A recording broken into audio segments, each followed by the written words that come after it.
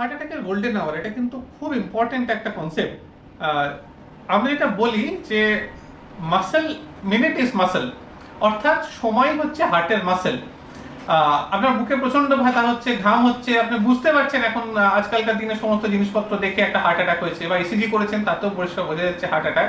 একটাই জিনিস বলবো, সময় নষ্ট করবেন না, আর্লিয়েস্ট আপনি অ্যাক্ট করুন, যেটা আপনার সব থেকে কাছের যে হসপিটাল সেখানে আপনি চলে যান। তার কারণ প্রথম 1 ঘন্টার মধ্যে আমরা যদি হার্টের চিকিৎসা শুরু করে দিতে পারি, তাহলে কিন্তু আমরা হার্টটাকে ভীষণভাবে সেভ করতে পারি। হয়তো হার্টের কোনো রকম ড্যামেজ ছাড়াই পরবর্তীকালে আপনি ভালো থাকতে পারেন।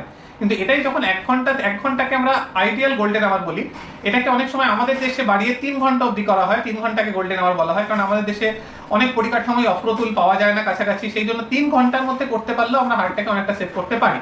3 ঘন্টা হচ্ছে গোল্ডেন আওয়ার। এরপর থেকে যত সময় যাবে তত কিন্তু আপনার হার্ট ইরিভার্সিবলি খারাপ